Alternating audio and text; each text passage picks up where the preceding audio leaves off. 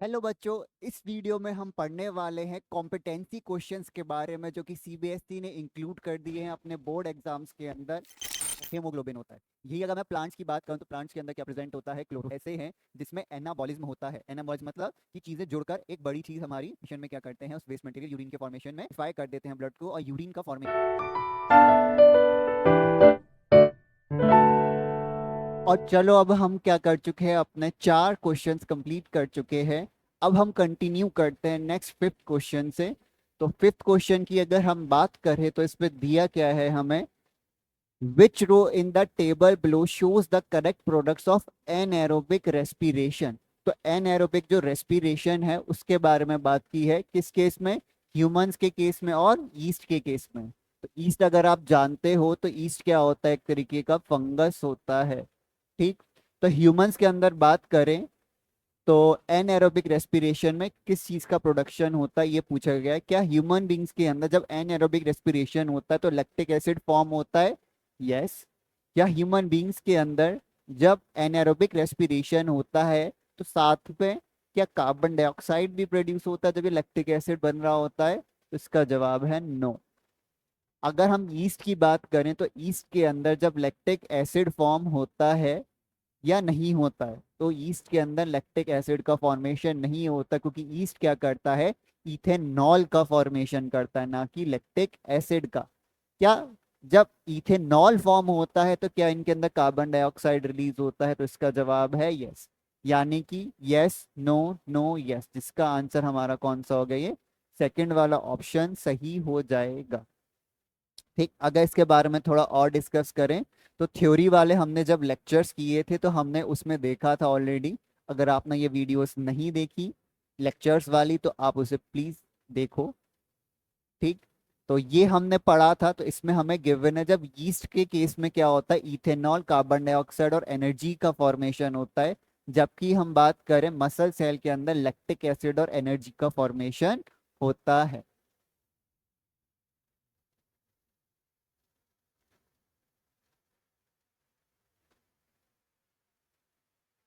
Next six question की बात करें, read the following two statements and answer the question. तो एग्जाम में आपको हो सकता है कुछ ऐसी चीजों के बारे में दी जाए इंफॉर्मेशन जो आपने बुक्स में कभी पढ़ी ही नहीं है, पर उस क्वेश्चन को करने के लिए आपको इंफॉर्मेशन जितनी चाहिए वो आपके सिलेबस में ऑलरेडी है। हो सकता है वो टॉपिक कुछ और हो, जैसे यहाँ पर दे दिया गैस्ट्रोपेरासिस के बारे में दे दिया। ठीक। पर इससे रिलेटेड जो भी इंफॉर्मेशन होगी वो आपको ये खुद प्रोवाइड करेंगे सीबीएसई के क्वेश्चन पेपर के अंदर। फिर आपको अपने जो स्कूल्स में या नॉर्मल सीबीएसई की बुक्स में, एनसीईआरटी में जो आपने चीजें पढ़ी है उससे इसको कनेक्ट करके आपको क्या करना है, इस क्वेश्चन को अटेम्प्ट करना है। तो कॉम्पिटेंसी का मतलब ही यही है कि आपको यहाँ पर दिमाग अपना चलाना पड़ेगा। तो गैस्ट्रोपोरेसिस जो होता है वो एक डिसीज है जिसमें क्या होता है, मसल्स को वो अफेक्ट करती है। कहाँ की मसल्स? स्टमक की मसल्स। तो स्टमक की मसल क्या हो जाती है, पैरालाइज हो जाती है। पैरालाइज का मतलब क्या हो गया, वो आप खुद कंट्रोल नहीं कर सकती, ना उनका मसल्स का कॉन्ट्रैक्शन हो सकता है ना उनका रिलैक्सेशन, यानी कि उन मसल्स का मूवमेंट होना ही क्या हो गया, बंद हो गया। कौन सी मसल्स? स्टमक की मसल्स, गैस्ट्रोपेरासिस नाम की बीमारी के अंदर। तो इस पेशेंट को foods high in fat can delay the process of digestion. तो अगर फूड इनको कैसा दिया जाएगा जिसमें ज्यादा फैट होगा तो इनका जो डाइजेस्टिव प्रोसेस है वो थोड़ा डिले हो जाएगा, और emptying the process of stomach, और स्टमक क्या हो जाएगा, बहुत जल्दी से खाली हो जाएगा। ठीक। अब इससे क्या होगा, which of the following food would be advice to patient. तो कौन सा फूड इस पेशेंट को एडवाइस किया जाएगा? ठीक। अब देखो, एम्प्टी हो जाता है स्टमक, यानी कि स्टमक में किस चीज का प्रोसेस होता है, प्रोटीन डाइजेशन का प्रोसेस होता है। तो वो हम प्रोसेस, अगर डाइजेशन वाला अगर ये अच्छे से नहीं कर पा रहा प्रोटीन को डाइजेस्ट, तो ऐसे सोर्सेज देंगे जिसमें प्रोटीन या तो बहुत कम हो या हो ही ना, तो ज्यादा बेटर है। पर कम अमाउंट में तो देना ही पड़ेगा क्योंकि जरूरत होती है, तो जिसमें ना के बराबर हो वो चीजें दी जाएंगी। और फैट वाली चीज तो बिल्कुल नहीं, तो ना ही फैट देना है हमें, ना ही क्या करना है, प्रोटीन जिसमें ज्यादा हो वो देना है। तो ऐसा क्या हो सकता है, क्या वो सूप है, जूस है, और ऑप्शन देख लेते हैं, चिकन, राइस, आइसक्रीम, मिल्क। तो आइसक्रीम और मिल्क तो बिल्कुल ही नहीं, ये तो आप जानते ही हो, इसमें फैट क्या होगा, थोड़ा प्रेजेंट होगा, मिल्क बेस्ड है क्योंकि ये। सूप चल जाएगा, जूस चल जाएंगे, सलाद चल जाएंगे, बट चिकन भी क्योंकि यहाँ पर दे दिया है तो ये वाला ऑप्शन भी नहीं यूज करेंगे हम। और फ्राइड वाला राइस और फ्राइड फूड तो बिल्कुल ही नहीं, क्योंकि इन थर्ड और फोर्थ ऑप्शन के अकॉर्डिंग यहाँ पे फैट ज्यादा है, तो फैट से तो डाइजेशन का प्रोसेस और डिले होगा। ठीक, तो इसका मतलब सूप और जूसेस रिकमेंड किए जाएंगे गैस्ट्रोपेरेसिस की बीमारी जिसे है। तो देखो हमने कोई नई इन्फॉर्मेशन यूज नहीं करी इस क्वेश्चन को करने में, बस वही इन्फॉर्मेशन यूज करी जो आपके क्लास 10th के सिलेबस में अवेलेबल है। बस हमें उस इन्फॉर्मेशन का थोड़ा स्मार्टली यूज करना है, थोड़ा रियल लाइफ के बारे में सोचकर यूज करना है कि क्या पॉसिबिलिटी इसमें है।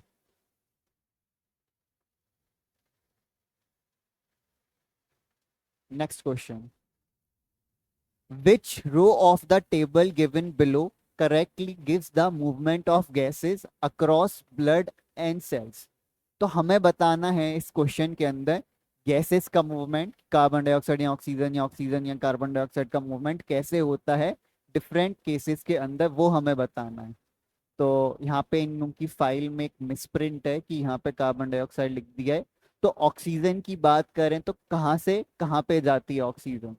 तो सारे ही ऑप्शन सेम है, आरबीसी से जाती है किस के पास, सेल्स के पास। आरबीसी से जाती है सेल्स के पास क्या, ऑक्सीजन।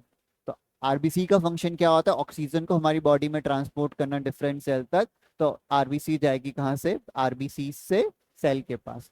कौन से प्रोसेस के थ्रू जाएगी ये, डिफ्यूजन या ऑस्मोसिस? तो जैसे कि हम जानते हैं ऑस्मोसिस सिर्फ सॉल्वेंट के लिए होता है। ठीक, तो यानी कि ऑस्मोसिस वाले ऑप्शंस तो हटा दो।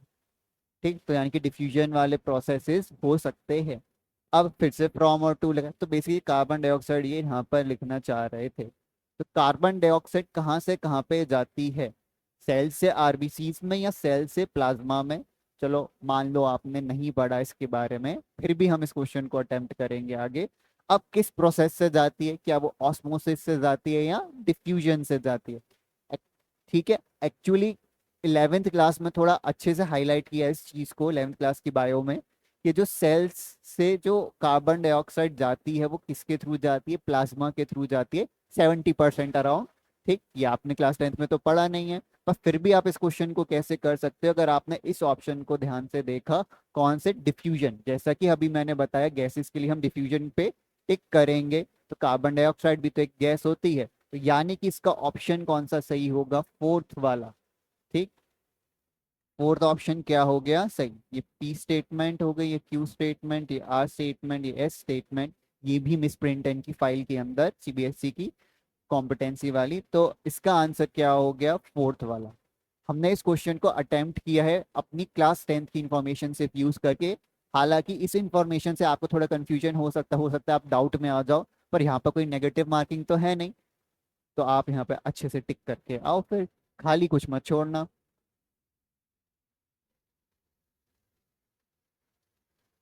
क्वेश्चन नंबर 8 की बात करते हैं अब हम। Read the following statement, amount of carbon dioxide produce per molecule of glucose during aerobic respiration. तो एक्स क्या है, कितनी कार्बन डाइऑक्साइड बनी एक मॉलिक्यूल ग्लूकोज के द्वारा एक एरोबिक प्रोसेस के अंदर। एरोबिक प्रोसेस वो होता है जिसमें ऑक्सीजन की जरूरत पड़ती है रेस्पिरेशन में, उसे हम बोलते हैं एरोबिक रेस्पिरेशन। और वाई क्या है, जो कार्बन डाइऑक्साइड रिलीज होगी मॉलिक्यूल के द्वारा at the time of fermentation, यानी कि एनएरोबिक प्रोसेस में जहाँ पे ऑक्सीजन की जरूरत नहीं होगी। तो अभी हमने थोड़ी देर पहले ही देखा था, ईस्ट के अंदर जो फर्मेंटेशन होता है उनके अंदर क्या होता है, इथेनॉल और कार्बन डाइऑक्साइड दोनों का फॉर्मेशन होता है। जबकि बात करें हम किसकी, एरोबिक रेस्पिरेशन के अंदर, तो सिर्फ कार्बन डाइऑक्साइड के मॉलिक्यूल्स क्या होते हैं, फॉर्म होते हैं, जिनके पास कार्बन होता है। ठीक, बाकी अगर हम ईस्ट की बात करें तो इथेनॉल बनाता है, उसमें भी कार्बन होता है, और कार्बन डाइऑक्साइड उस तो कार्बन होता ही है। तो हमें एक्स गिवन है कार्बन डाइऑक्साइड जो कि कौन से प्रोसेस में, एरोबिक प्रोसेस में रिलीज होगी, और वाई जो कि फर्मेंटेशन के टाइम पे रिलीज होगी। तो कौन सी स्टेटमेंट इस केस में ट्रू होगी, क्या एक्स ज्यादा होगा, वाई ज्यादा होगा, या फिर दोनों बराबर होंगे, या हम बता ही नहीं सकते। तो जैसा कि हम जानते हैं कि एरोबिक रेस्पिरेशन के अंदर कंप्लीट ब्रेक डाउन होता है किसका, ग्लूकोज का, कंप्लीट ऑक्सीडेशन होता है। तो जब कंप्लीट ऑक्सीडेशन होगा किसका, ग्लूकोज का, तो ज्यादा कार्बन डाइऑक्साइड बनेगी। याद हो तो आप उसमें बैलेंसिंग जब करते हो एरोबिक रेस्पिरेशन के केस में, तो आप क्या लिखते हो, 6CO2, यानी कि 6 मॉलिक्यूल कार्बन डाइऑक्साइड के क्या हो रहे हैं, रिलीज हो रहे हैं। जबकि एरोबिक रेस्पिरेशन में 6 कार्बन डाइऑक्साइड हुए, और एनएरोबिक में मैं बात करूं इथेनॉल के साथ 2 कार्बन डाइऑक्साइड के मॉलिक्यूल रिलीज होते हैं अगर एक ग्लूकोज को रिलीज करते हैं। तो कौन सी अमाउंट ज्यादा है, X is greater than Y या X is more than Y. Next, ये अब एमसीक्यूज जो थे वो खत्म हो गए, अब थोड़े वन वर्ड कह लो, के स्टडी टाइप क्वेश्चंस कह लो चालू हो रहे हैं। इसमें शॉर्ट भी होंगे, लॉन्ग भी होंगे थोड़े। Human beings exhibit double circulation. तो ह्यूमन बींग्स के अंदर क्या होता है, डबल सर्कुलेशन का प्रोसेस आता है। 5 नंबर का क्वेश्चन भी ये पूछ लिया जाता है सीबीएसई के द्वारा कई बार। ठीक, तो it is very important topic for the board exams. तो डबल सर्कुलेशन के अंदर क्या होता है, जो ब्लड होता है वो लंग्स और हार्ट में सर्कुलेट करता है, ये बात हम जानते ही हैं। ठीक, इसे डबल सर्कुलेशन इसीलिए ही कहा जाता है क्योंकि 2 बार क्या करता है, ब्लड हार्ट से होकर जाता है, इसलिए हम इसे क्या कहते हैं, डबल सर्कुलेशन कहते हैं। ठीक, अब आगे देखते हैं हम इस क्वेश्चन को। तो state the route of the first and second circulation through the chambers of the heart and explain the usefulness of such circulation in humans. तो इसके लिए मैंने आपके लिए एक बहुत अच्छी सी फ्लो चार्ट देख रखा है। ठीक है, जो कि हमारे थ्योरी वाली वीडियोस लेक्चर के अंदर आपको और डिटेल में पढ़ने को मिल जाएगा, जो कि आपके कोर्स के अंदर इंक्लूड है। अगर आपके पास कोर्स नहीं है तो आप नीचे लिंक पे क्लिक करके या कॉल पे कॉल कर सकते हैं हमारे काउंसलर से, और उनसे आप बात करके इसे at a very low cost आप परचेज कर सकते हैं अगर आपने अभी तक नहीं लिया हो तो। ठीक, तो अब हम बात करते हैं इसकी। तो क्वेश्चन में ये कहा है कि हमने दोनों सर्कुलेशन के बारे में बताना है। तो लंग्स का काम क्या होता है, ऑक्सीजन को ऐड करना किसके अंदर, ब्लड के अंदर। तो लंग्स ने ब्लड के अंदर ऑक्सीजन ऐड की, तो ऑक्सीजनेटेड ब्लड गया कहाँ पे, लेफ्ट आर्ट्रियम में। फिर वहां से ऑक्सीजनेटेड ब्लड कहाँ जाएगा, लेफ्ट वेंट्रिकल में। फिर वो ऑक्सीजनेटेड ब्लड कहाँ पे जाएगा, बॉडी के ऑर्गन्स में। तो ये पूरा ऑक्सीजन का प्रोसेस कहाँ से कहाँ पे गया वो हमने देखा। अब बॉडी ऑर्गन्स क्या करते हैं, उसमें से ऑक्सीजन ले लेते हैं जितनी वो ले सकते हैं, और कार्बन डाइऑक्साइड क्या कर देते हैं, उसमें ऐड कर देते हैं ब्लड के अंदर। तो इसकी वजह से क्या होता है, डीऑक्सीजनेटेड ब्लड बन जाता है। और वो डीऑक्सीजनेटेड ब्लड कहाँ जाएगा, अब वो डीऑक्सीजनेटेड ब्लड जाएगा कहाँ पे, राइट आर्ट्रियम के अंदर। फिर राइट आर्ट्रियम फिर से जाएगा राइट वेंट्रिकल, फिर जाएगा कहाँ पर, लंग्स के अंदर। ये पूरा प्रोसेस, इसे हम डबल सर्कुलेशन इसलिए कहते हैं क्योंकि 2 बार ब्लड क्या हुआ, हार्ट में आया लंग्स तक पहुंचने से पहले, इसलिए हम इसे क्या बोल देते हैं, डबल सर्कुलेशन बोल देते हैं फिलहाल। तो अब हम बात करते हैं इसकी। ठीक, सेकंड पार्ट की, name the blood vessels that. तो ब्लड वेसल्स के बारे में बताना है। Carry oxygenated blood from lungs to heart. तो ऑक्सीजनेटेड ब्लड लंग से हार्ट में किससे आता है, और deoxygenated blood hearts to lungs, यानी कि लंग्स और हार्ट के बीच में जो कनेक्शंस होते हैं उनके बारे में हमें यहाँ पर डिस्कस करना है। ठीक, तो लंग से हार्ट में क्या हो गया, पल्मोनरी जो वेन होती है, पल्मोनरी वेन के थ्रू क्या होता है, ब्लड लंग से हार्ट के लेफ्ट आर्ट्रियम में जाता है, पल्मोनरी वेन के थ्रू। और यही मैं बात करूं, हार्ट से लंग कैसे जाता है, तो हार्ट से लंग कहाँ से जाता है, राइट वेंट्रिकल से होते हुए लंग्स पर जाता है, किसके थ्रू, पल्मोनरी आर्टरी के थ्रू। ठीक है,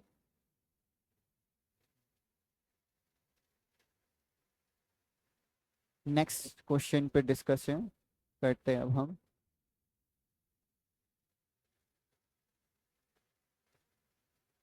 A major portion of the carbohydrates produced by plants is stored in different parts of the plant. Explain the mechanism by which this stored food is made available when different organs need it for growth. तो बहुत सारा जो proportion है किसका, carbohydrate का, जो plants produce करते हैं वो स्टोर हो जाता है डिफरेंट प्लांट्स ऑफ बॉडी में। तो उनके डिफरेंट डिफरेंट ऑर्गन्स होते हैं, वो जो कार्बोहाइड्रेट्स होते हैं उसे वो क्या कर लेते हैं, स्टोर कर लेते हैं। Explain the mechanism by which this stored food is made available when different organs need it for growth. तो उसका पूरा मैकेनिज्म बताना कि फूड कैसे हमारा ट्रांसपोर्ट होगा, जो कि ग्रोथ के लिए क्या है, नेसेसरी है। तो इस क्वेश्चन को मैं ऊपर जो स्पेस गिवन है थोड़ा वहां बता देता हूँ।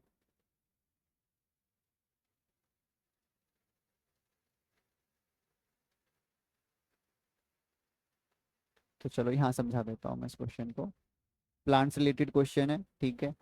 तो क्वेश्चन में ये कहा गया है, मान लो लीफ है, लीफ ने यहाँ पर फूड बनाया, ठीक, ये स्टेम आ गई मान लो। तो यहाँ पर फूड बना, अगर रूट्स को उस फूड की ज़रूरत है तो कैसे ट्रांसपोर्ट किया जाएगा, ठीक। या ऊपर किसी एपिकल मेरिस्टेमेटिक टिश्यू को, किसी और पार्ट को ज़रूरत है, तो वो कैसे फूड वहाँ तक पहुँचाया जाएगा, ठीक। तो जो फूड पहुँचाने का काम करते हैं वो कौन करते हैं, फ्लोएम घर के द्वारा होता है। तो फ्लोएम क्या करेंगे, उसे ट्रांसपोर्ट करेंगे। तो डिपेंडिंग अपॉन, मैं मान लेता हूँ ये 3 नंबर का क्वेश्चन है सॉरी। तो फ्लोएम क्या करते हैं, फूड का ट्रांसपोर्टेशन कहते हैं, इस प्रोसेस को क्या बोल देते हैं हम, ट्रांसलोकेशन बोलते हैं, ठीक। फूड के ट्रांसपोर्ट को, ये किस टाइप का होता है, बाई डायरेक्शनल होता है। बाई डायरेक्शनल का मतलब हो गया कि फूड की जरूरत देखो नीचे किसी पार्ट को भी हो सकती है और ऊपर के किसी पार्ट को भी हो सकती है। तो बाई का मतलब दोनों डायरेक्शन में क्या होगा, इस फूड की जरूरत पड़ सकती है। तो फोटोसिंथेसिस के टाइम पर यहाँ पे क्या हुआ, फूड का फॉर्मेशन हुआ, ठीक। अब इस फूड को ऊपर भी ट्रांसफर किया जा सकता है, और नीचे भी क्या किया जा सकता है, ट्रांसफर किया जाता है, ठीक। अब होता कैसे है ये, जो फूड है यहाँ पे, कहाँ पे, फ्लोएम पे, ग्लूकोज है, सुक्रोज है, कार्बोहाइड्रेट्स हैं, तो बेसिकली किस फॉर्म में होता है, वो सुक्रोज की फॉर्म में ट्रांसपोर्ट किया जाता है।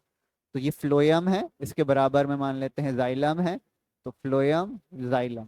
तो फ्लोएम में फूड का ट्रांसपोर्ट किया जाएगा, और थोड़ा सा वाटर क्या आ जाता है, जाइलम से फ्लोएम में आ जाता है, ताकि फ्लो करवाया जा सके किसको, सुक्रोज को। इस प्रोसेस में एटीपी भी क्या होती है, खर्च होती है, ठीक। तो इसको अगर ऊपर जाना होता है तो ऊपर पहुंचा दिया जाता है, और नीचे अगर पहुंचाना होता है तो नीचे भी पहुंचा दिया जाता है। बस ध्यान रखने वाली बात यह है कि फूड के ट्रांसपोर्टेशन में एटीपी खर्च होती है, और जाइलम यानी कि वाटर के ट्रांसपोर्टेशन के टाइम पर कोई एटीपी खर्च नहीं होती है।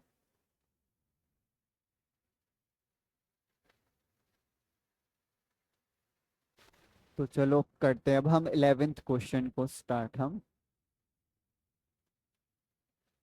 अच्छा क्वेश्चन है 11th वाला, हार्मोन से रिलेटेड है, हालांकि लाइफ प्रोसेस के चैप्टर में दे दिया है इसको, पर ये हार्मोन से रिलेटेड है हमारा मेजर टॉपिक। तो ह्यूमन बींग्स के अंदर क्या होता है, हार्मोनल जो एक्शन होता है वो कंट्रोल्ड होता है, ठीक, रेगुलेटेड होता है। उसका एक पूरा हमें ग्लूकोज के लेवल को कंट्रोल करने का एक फ्लो चार्ट गिवन है, ठीक। तो बेसिकली होता क्या, स्टिमुलस, स्टिमुलस का मतलब क्या होगा, कोई भी चेंज हुआ हमारी बॉडी के अंदर जिसकी वजह से फिजियोलॉजी चेंज हुई, या फिर एक्सटर्नल लाइट की वजह से हमारी बॉडी में फिजियोलॉजिकल चेंजेस हुए, उसे हम क्या कहते हैं, स्टिमुलस। जैसे मान लो किसी ने रसगुल्ला खाया, उसकी वजह से क्या होगा, उसका शुगर लेवल क्या होगा, बढ़ेगा। तो कोई सेंसर होंगे या डिटेक्टर्स होंगे जो डिटेक्ट करेंगे इस चीज़ को कि ग्लूकोज का लेवल अब हमारे ब्लड के अंदर बढ़ गया।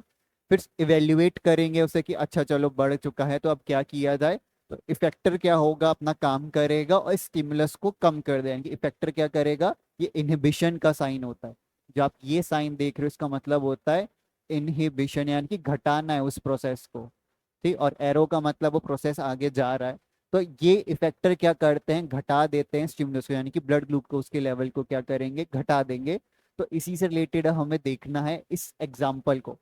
प्लाज्मा में ग्लूकोज बढ़ा, प्लाज्मा जो कि ब्लड का ही एक कंपोनेंट है। तो आपने रसगुल्ला खाया, रसगुल्ला खाने की वजह से क्या हुआ, ग्लूकोज का लेवल बढ़ गया आपके ब्लड के अंदर। अब जैसे ये लेवल बढ़ा तो एक्स ने क्या किया, कुछ डिटेक्ट किया होगा और फिर रिलीज किया किसको, इंसुलिन को। अब इंसुलिन क्या करेगा, इस ब्लड ग्लूकोज के लेवल को, इ- इसका मतलब क्या है, इनहिबिशन की उल्टा। तो प्लाज्मा का ग्लूकोज लेवल जो बढ़ गया था तो ये क्या करेगा, घटाने का काम करेगा, इनहिबिट करने का काम करेगा, किसको, ग्लूकोज के लेवल के बढ़ने को इनहिबिट करेगा, ठीक। तो यानी कि ग्लूकोज का लेवल क्या होगा, घटा दिया जाएगा। अब क्वेश्चन देखते हैं हम, नीचे क्या पूछे गए हैं। इस मैकेनिज्म को क्या कहते हैं, इस मैकेनिज्म को बोलते हैं फीडबैक, ठीक। तो बेसिकली क्या कहा जाता है, फीडबैक मैकेनिज्म या फीडबैक इनहिबिशन बोल दिया जाता है, ठीक। तो फीडबैक मैकेनिज्म हो गया या फीडबैक इनहिबिशन मैकेनिज्म हो गया, which is the sensor x that helps in the detecting blood glucose level. तो ये एक्स क्या है यहाँ पे, अब देखो अगर आपको नहीं समझ में आ रहा एक्स क्या है यहाँ पे, तो इंसुलिन कौन बनाता है, इंसुलिन बनाता है पेनक्रियाज। तो पेनक्रियाज के जो सेल्स होंगे वो क्या करते हैं, इंसुलिन बनाने का काम करते हैं। हायर क्लासेस में जो कि आप पढ़ोगे उन्हें हम क्या कह देते हैं, बीटा सेल्स भी कह देते हैं, उन पेनक्रियास के सेल्स को जो कि क्या करते हैं, इंसुलिन बनाते हैं। हाँ यहाँ पे भी बीटा है, मैथ्स यहाँ पे भी नहीं छोड़ रही है आपको। ठीक है, नेक्स्ट क्वेश्चन की बात करें, what would happen if such mechanism absent in human beings.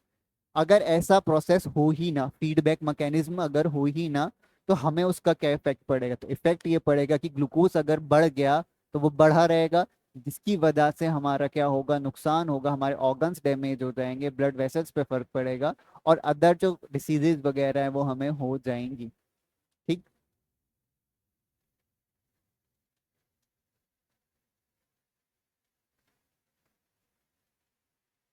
12th question की बात करते हैं। बहुत लेंदी क्वेश्चन दिख रहा होगा आपको, पर 4 नंबर का क्वेश्चन है ये, तो उस हिसाब से कंटेंट भी देखने को मिलेगा आपको। Not all parts carry out photosynthesis by the same mechanism, in most plants photosynthesis depend directly on the gaseous carbon dioxide that diffuses into the leaf through the stomata. ठीक, तो फोटोसिंथेसिस से related यहाँ पे बात की है कि leaves का, स्टोमेटा का क्या रोल होता है उसके बारे में हम जानते हैं। फोटोसिंथेसिस टाइम पे जो गैस चाहिए होती है वो कहाँ से ले ली जाती है, वो स्टोमेटा के थ्रू एक्सचेंज हम कर देते हैं। However, some plants such as pineapple have the ability to store the carbon dioxide। तो प्लांट्स के पास यानी कि पाइनएप्पल के पास क्या होती है, एक एबिलिटी होती है कि वो स्टोर कर सकते हैं, स्टोर कर सकते हैं किसको, अपने कार्बन डाइऑक्साइड को अपने अंदर, कहाँ पर, वैक्यूल्स के अंदर, लीव सेल्स के। ठीक, this complex compound is transported to the chloroplast, तो उसे बाद में क्लोरोप्लास्ट के सेल्स पे ट्रांसपोर्ट कर दें और रिलीज कर दे कार्बन डाइऑक्साइड को जब जरूरत पड़े। The special photosynthesis mechanism is believed to have evolved as an adaptation to the conserve water। तो ये किया ही क्यों जाता है, ताकि वो वाटर को कंजर्व कर सके, इसीलिए ये प्रोसेस किया जाता है। Which process in the plants does this photosynthesis mechanism minimize to help the plant survive in dry condition। तो इस प्रोसेस से वो कौन सा दूसरा प्रोसेस कम कर रहे हैं जिससे उनका वाटर बचा रहे। ठीक, तो बेसिकली देखा जाए ये उन प्लांट्स को फायदा है स्टोर का, अब हर एक प्लांट को ये करने की जरूरत नहीं है, उन प्लांट्स को स्टोर करने की जरूरत है कार्बन डाइऑक्साइड, जो कि अपना स्टोमेटा 24 घंटे खुला नहीं रख सकते। क्यों, क्योंकि वाटर भी तो एवापोरेट हो जाएगा ट्रांसपीरेशन के प्रोसेस से। तो इसका यही बेनिफिट है क्या, कि ट्रांसपीरेशन क्या हो जाएगा, कम हो जाएगा, क्योंकि स्टोमेटा अगर ओपन नहीं होंगे तो वाटर एवापोरेट नहीं करेगा, जिसकी वजह से ट्रांसपीरेशन रुक जाएगा या थोड़ा डाउन हो जाएगा। ठीक, इसलिए प्लांट्स क्या करते हैं, कुछ प्लांट्स दिन में मतलब रात में ही कार्बन डाइऑक्साइड को स्टोर कर लेते हैं अपने अंदर, ताकि दिन में उनको स्टोमेटा ओपन करने की जरूरत ना पड़े। तो स्टोमेटा ओपन किया तो वाटर भी एवापोरेट कर जाएगा, यानी कि ट्रांसपीरेशन हो जाएगा। How is the ability to store carbon dioxide as a complex compound likely to help minimize the process? वही जो मैंने अभी बताया कि स्टोर कर लेंगे तो उससे ट्रांसपीरेशन नहीं होगा। When are such plant likely to take in carbon dioxide? तो कार्बन डाइऑक्साइड वो लेंगे कब, जब रात होगी तो उस वक्त वो कार्बन डाइऑक्साइड ले लेंगे, ताकि ट्रांसपीरेशन का प्रोसेस उस वक्त क्या होता है, बहुत ज्यादा कम होता है।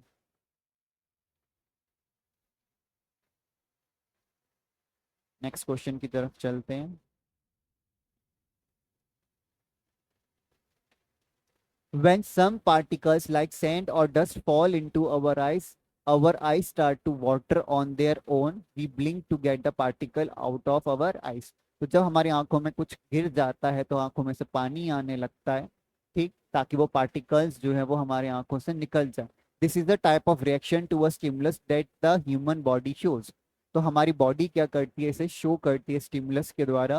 ठीक, हालांकि ये क्वेश्चन भी किसका है, कंट्रोल एंड कोऑर्डिनेशन का, बट सीबीएसई के ने शीट में इस लाइफ प्रोसेस में दिया हुआ है, तो हम इसी से फिर कंटिन्यू करते हैं।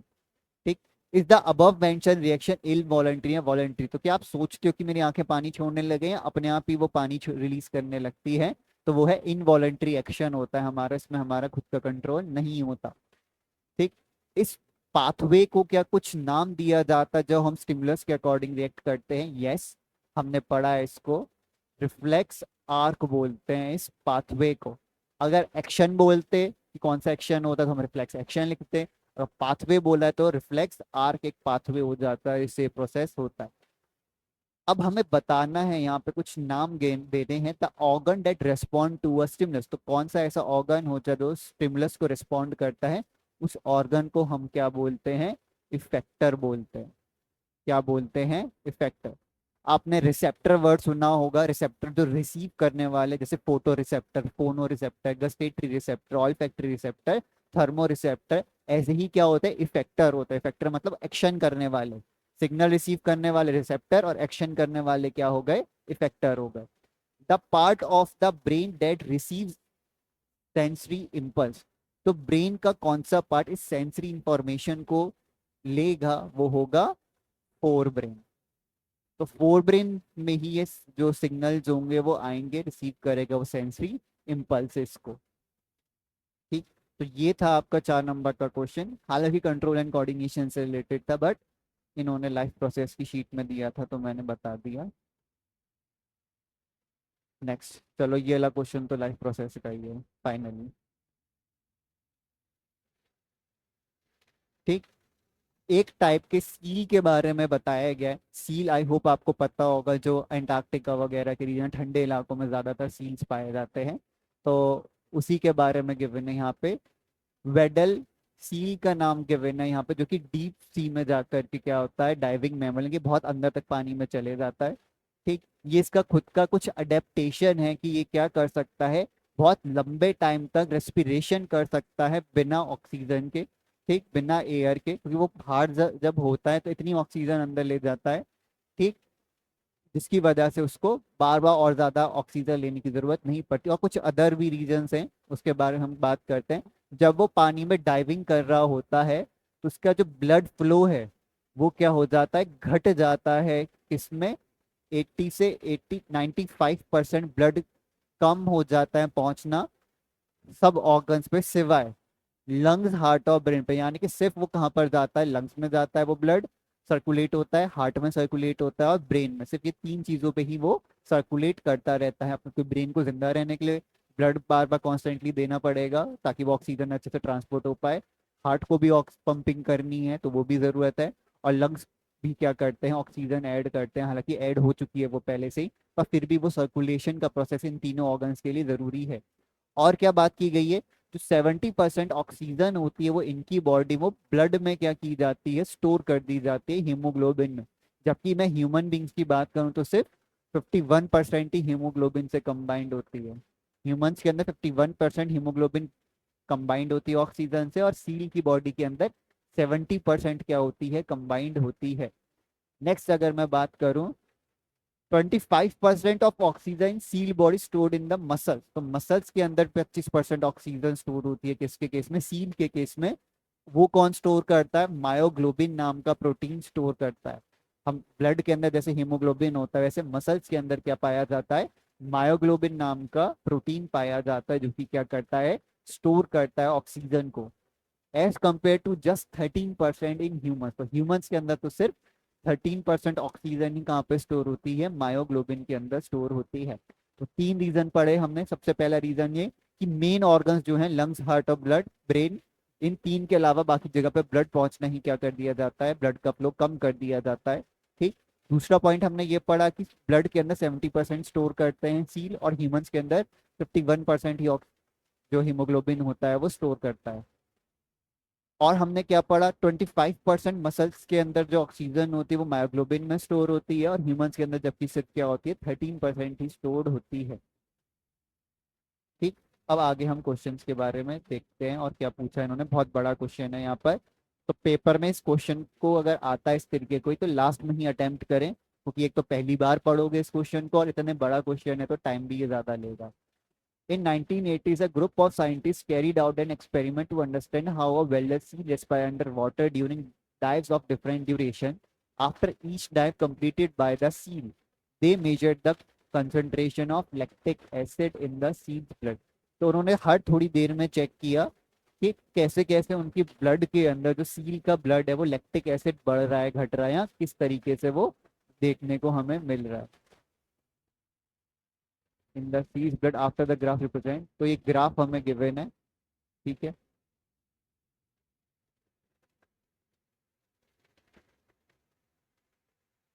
अब इस बेसिस पे हमें गिवन है दो क्वेश्चन। तो क्वेश्चन पढ़ते हैं हम। Based on the graph what can B inferred about the change in the respiration happening in the seal's body after 20 minutes underwater? Justify your answer. तो 20 मिनट के बाद हम देख सकते हैं कुछ चेंजेस आ रहे हैं। देखो 20 मिनट तक तो ये नीचे ही था, पर 20 मिनट के बाद क्या कर दिया इसने, ऊपर जाना चालू कर दिया। तो ये जो ग्राफ के मैंने वो टाइम और लैक्टिक एसिड डिपेंडेंट है। तो शुरू में तो लैक्टिक एसिड क्या था, कम था। जैसे जैसे और टाइम बढ़ा तो लैक्टिक एसिड भी क्या हो गया, बढ़ता गया। ठीक। Based on the graph what can be inferred about the change in the respiration happening in the seal's body after 20 minutes under the water. तो 20 मिनट बाद वो लैक्टिक एसिड का अमाउंट बढ़ने क्यों लग गया था?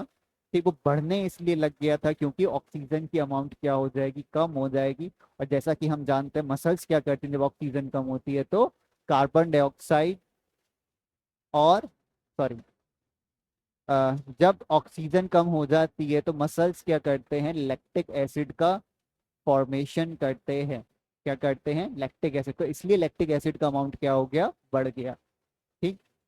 और सेकंड क्वेश्चन में बात करें, क्या कहा गया, adaptation are helps the seal the most to produce energy for swimming during the first 20 minutes of dive, explain why adaptation P and Q does not help much.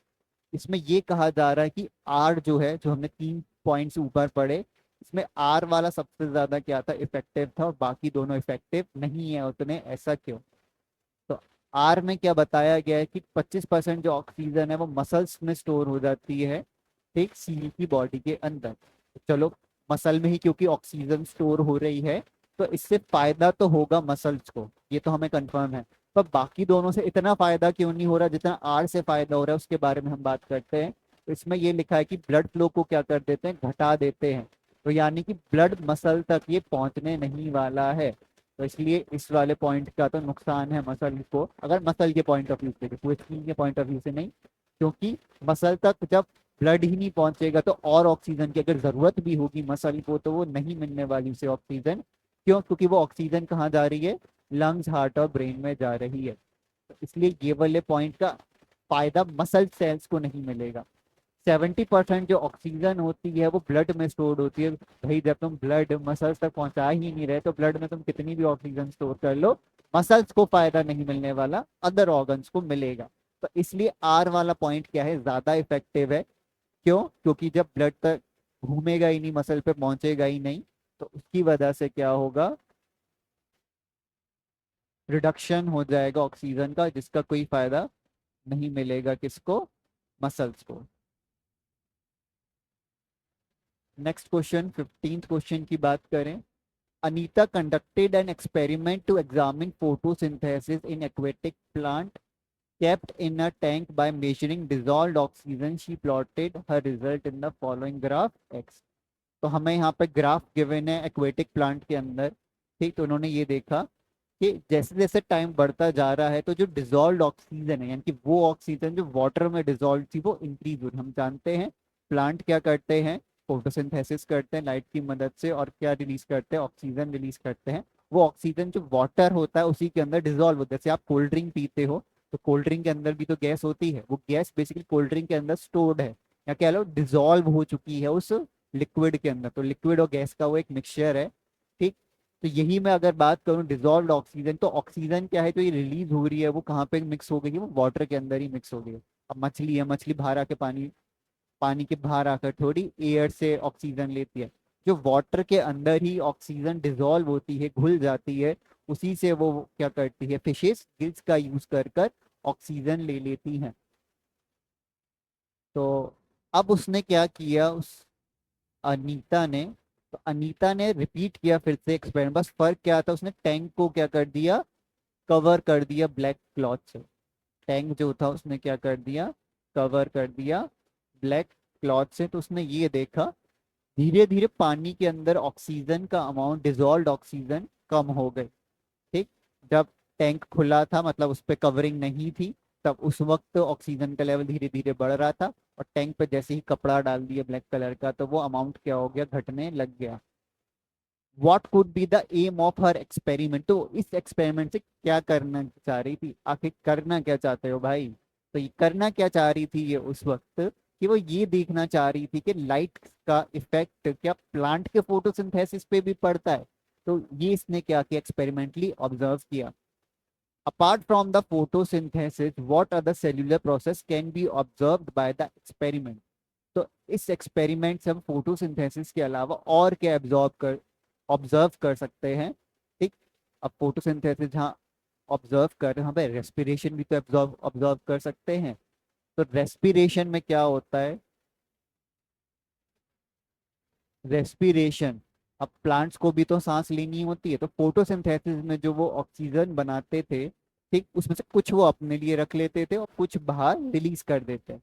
अब यहाँ पर नई ऑक्सीजन तो कोई बन नहीं रही, तो जो ऑलरेडी पानी में ऑक्सीजन है वो यूज करने लग जाते हैं वो, और उसी ऑक्सीजन यूज करने की वजह से पानी में ऑक्सीजन का लेवल कम हो जाता है। तो हम इस एक्सपेरिमेंट से रेस्पिरेशन के बारे में भी थोड़ा बहुत जान सकते हैं। क्वेश्चन ये है कि ऑक्सीजन का लेवल ऊपर वाले ग्राफ में बढ़ क्यों रहा था और नीचे वाले ग्राफ में घट क्यों रहा है। ऊपर वाले ग्राफ में क्योंकि फोटोसिंथेसिस हो रहा है, और फोटोसिंथेसिस क्या होता है, फोटोसिंथेसिस में ज्यादा ऑक्सीजन बनती है जितनी वो रेस्पिरेशन में यूज ऑक्सीजन नहीं कर पाता, इसलिए वो ग्राफ ऊपर जा रहा है, इनकी ज्यादा प्रॉफिट हो रहा है, ठीक, ऑक्सीजन के टर्म्स में। और अगर नीचे वाले ग्राफ में बात करें, नई ऑक्सीजन तो बन नहीं रही और खुद भी ऑक्सीजन यूज किए जा रहे हैं, तो जिसकी वजह से क्या होगा, ग्राफ नीचे की तरफ वो जाने लगेगा। आई होप आपको कोई डाउट ना हो, अगर कोई भी डाउट हो तो आप कमेंट्स में पूछ सकते हैं।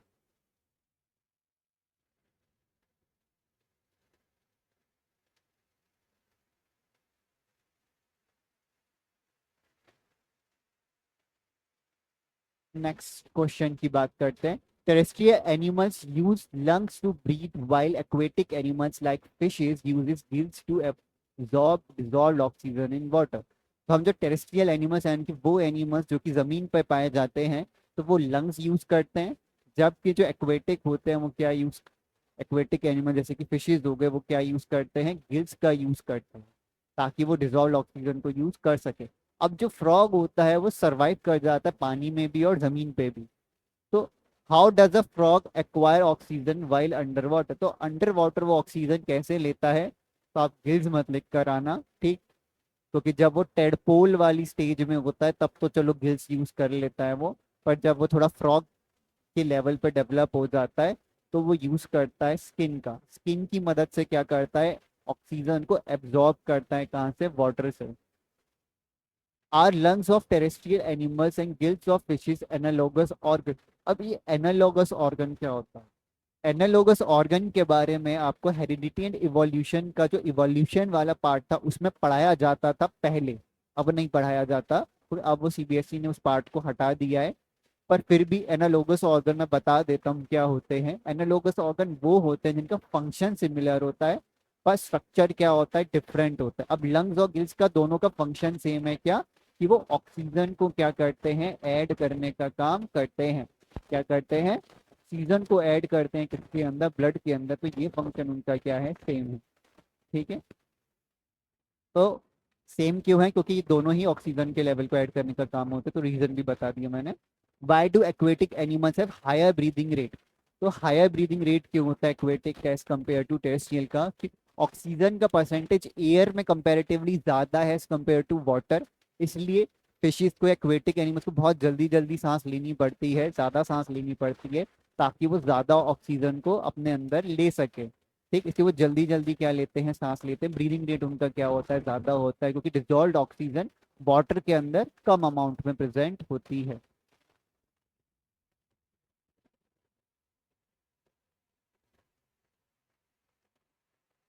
नेक्स्ट क्वेश्चन की बात करते हैं। 17 ब्लड वेसल से रिलेटेड क्वेश्चन है। यहाँ पे एक पी है, एक क्यू पॉइंट है, ये एक ब्लड वेसल दिखाई गई है पूरी, ठीक, और ये बीच में ये क्या लग रहे हैं, वेल्व लग रहे हैं, ठीक। वेल्व का काम अगर आपको याद हो तो क्या होता है, वेल्व का काम होता है पीछे ब्लड फ्लो को बैक फ्लो ना होने देना, तो ब्लड जो है वो एक ही डायरेक्शन में फ्लो करता रहे, यही काम होता है।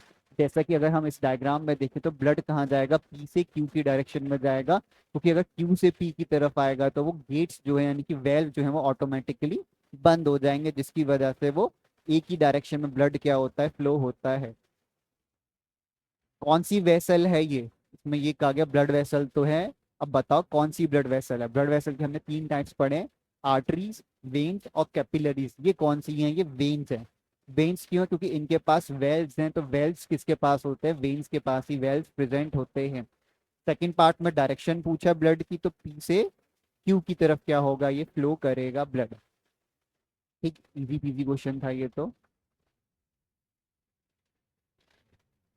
Next question, we often hear people complain about acidity in the stomach. तो बहुत सारे लोगों को एसिडिटी हो जाती है, किसके ओवर प्रोडक्शन की वजह से ये कंप्लेन आते हैं। अब एसिडिटी, एसिड जब ज्यादा बनेगी यानी कि HCl जब ज्यादा बढ़ेगा स्टमक के अंदर, तो ये दिक्कत आ जाएगी। Why is the production of this substance necessary. तो HCl का काम क्या होता है, HCl दो काम करता है हमारे ब्लड स्टमक के अंदर। एक, वो जर्म्स को, बैक्टीरिया को किल कर सकता है। दूसरा काम क्या होता है इस HCl का हमारी बॉडी के अंदर, जो पेप्सिन नाम का एंजाइम होता है। कौन सा, पेप्सिन नाम का एंजाइम होता है, उसको फंक्शन होने के लिए एसिडिक इन्वायरमेंट की जरूरत होती है। और ये पेप्सिन क्या करता है, आप जानते ही होंगे, प्रोटीन को क्या करता है, प्रोटीन्स को डाइजेस्ट करने में हेल्प करता है। ठीक है,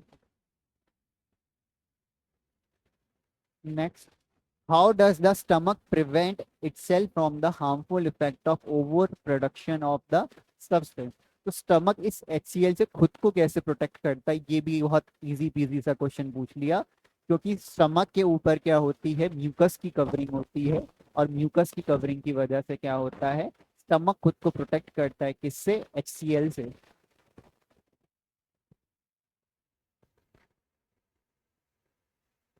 next, there are various muscles present in the human digestive system known as sphincter.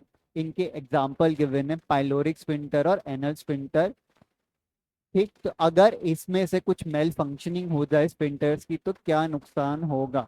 तो जैसे वेल्स का काम होता है बैक फ्लो को, ब्लड के बैक फ्लो को बचाना, ऐसे स्फिंक्टर मसल्स का काम होता है फूड के बैक फ्लो को क्या करना, रोकना।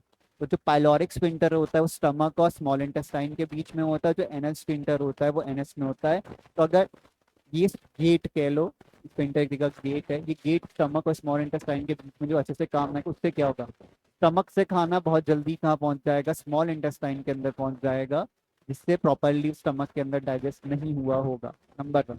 दूसरा, इसके अंदर जो बाइल जूस हो गया और एसिड रिलीज होता है वो आपस में मिक्स होगा, जिसकी वजह से दोनों के पीएच भी क्या हो जाएंगे, इनबैलेंस हो जाएंगे। अगर एनएच स्फिंक्टर खराब हो जाए, जैसे एनएच के पास होता है, ठीक, तो लोग जो है वो कंट्रोल नहीं कर पाएंगे अपने फीकल मटेरियल को बॉडी के अंदर। तो जो उनका पूप होगा वो अपने आप ही बाहर निकल जाया करेगा बिना किसी कंट्रोल के। उनका कंट्रोल छूट गया ना, गेट ही बंद ही नहीं है। जब गेट ही बंद नहीं है तो वो बाहर निकाल देंगे। जैसे ही खाना आया थोड़ी देर बाद अपने आप ही वो बाहर निकल जाएगा। नेक्स्ट देखो, इसमें भी थोड़ा इन्होंने मिक्स कर दिया है, प्लेसेंटा आ गया टॉपिक। ठीक है, the developing human embryo get nutrition from the mother through a special tissue called placenta. Placenta से उनको क्या मिल जाता है, न्यूट्रिशन मिल जाता है। दो स्ट्रक्चरल डिजाइन बताओ प्लेसेंटा के, जो कि हेल्प करते हैं एम्ब्रियो को न्यूट्रिशन में। ऐसा क्या होता है इन प्लेसेंटा के पास जो हेल्प करते हैं। ठीक, विलाय नाम के कुछ स्ट्रक्चर्स प्रेजेंट होते हैं किसके पास, प्लेसेंटा के पास, जो कि कनेक्ट करने का काम करते हैं एम्ब्रियो से।